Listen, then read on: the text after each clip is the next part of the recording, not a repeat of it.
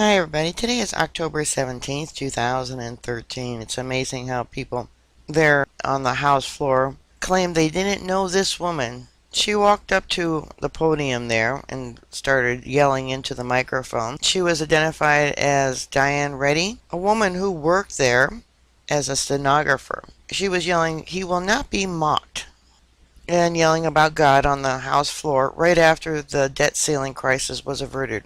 Right after the vote, members of Congress were celebrating on the House floor after finally putting an end to the government shutdown tonight. But it was not the end of another fight for the stenographer. The woman identified as Diane Reddy took over the microphone on the House floor and started screaming about God and the Freemasons until security had to forcibly remove her from the floor. This here evidently is a better text of what she said. Other media leave out what she said. She yelled, "Praise be to God," and speaking of the Freemasons and not being able to serve two masters.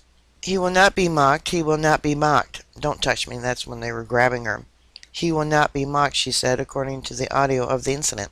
The greatest deception here is it is not one nation under God. It never was. Had it been, it would not have been. No, it would not have been.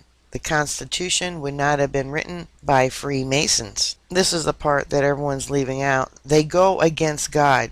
You cannot serve two masters. You cannot serve two masters. Praise be to God, the Lord Jesus Christ, praise forever.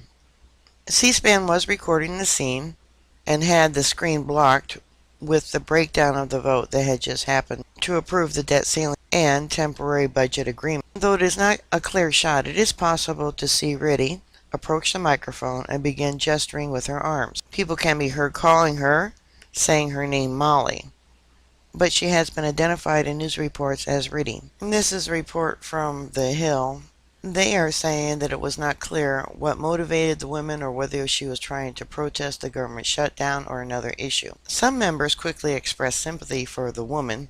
I think there's a lot of sympathy because something clearly happened here, said Representative Gary Conley of Virginia.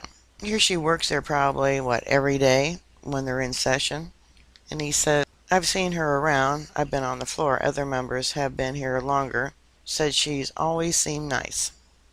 Some made light of the incidents, while others said it raised questions about security in the chamber. "We're lucky it wasn't a member."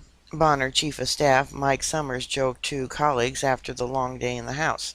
Castro said lawmakers who often have safety concerns at first thought that a member of the public might have made their way to the floor. "Strange night," Castro said. "You've got to wonder about security. What if she had a letter opener or something?" Representative Fred Upton of Michigan said. "Well, she tried, I guess, and of course no one listened. And they definitely go against God and seem to have forgotten that you cannot serve two masters." Alright, bookmark my site. I'll keep you up to date. Please stay safe, and I'll talk to you later. God bless you. Bye. Wanted to show you the comments of the president. Also, you may have seen at the very end of the vote that a woman came to the dais and was speaking. The mics were off. Those mics are controlled by the House Radio and TV gallery. The microphones were off. But here's the reporting of Jamie Dupree from Cox Radio on that issue. He says one of the House stenographers had to be taken off the floor after getting up and screaming during the vote. We'll update that story as we are able to in the next couple of minutes or so. But we wanted to show you the comments of President Obama.